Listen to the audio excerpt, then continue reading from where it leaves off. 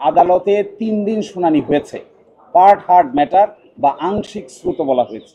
এটি আরও একবার বা দুইবার শুনানি হওয়ার প্রয়োজনীয়তা রয়েছে। তো আগামীকালকে থেকে মাননীয় প্রধান বিচারপতি দেশের বাইরে থাকবেন। উনি আসার পরেই আমরা নিবন্ধনের মামলাটির বাকির যে আংশিক অংশটুকু বাকি আছে সেটা শুনানি হবে, এবং শুনানি শেষে আমরা এটাও প্রত্যাশা করি যে নিবন্ধনের মামলাও আমরা ভালো ফলাফল পাবো ইনশাআল্লাহ।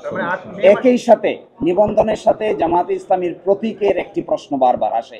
আপনারা জানেন সুপ্রিম কোর্টের একটি ফুল কোর্টের রেজলিউশন অনুযায়ী একটি সিদ্ধান্ত তারা নিয়েছিলেন।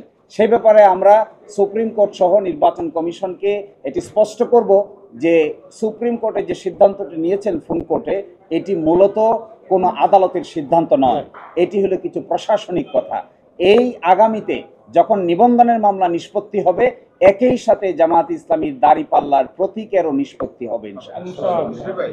যেহেতু আগে জনাব কাদের মোল্লার মামলা দিয়েই আপিল বিভাগের নিষ্পত্তি শুরু হয়েছিল, এই মামলায় আমরা জনাব কাদের মোল্লা, জনাব মতিউর রহমান নিজামী, জনাব আলী হাসান মুজাহিদ, জনাব মীর কাশেম আলী, জনাব কামরুজ্জামান সহ সকলের মামলার অতীতের রায়ের ব্যাপারে প্রশ্ন উত্থাপন করা হয়েছে।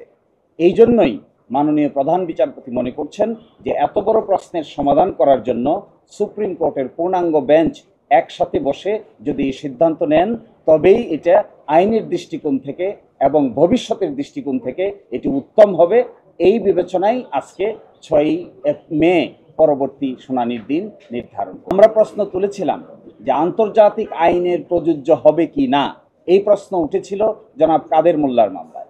সেই মামলায় তখনকার আপিল বিভাগ সিদ্ধান্ত নিয়েছিল যে আন্তর্জাতিক আইনের প্রযোজ্যতার কোনো প্রয়োজন নাই।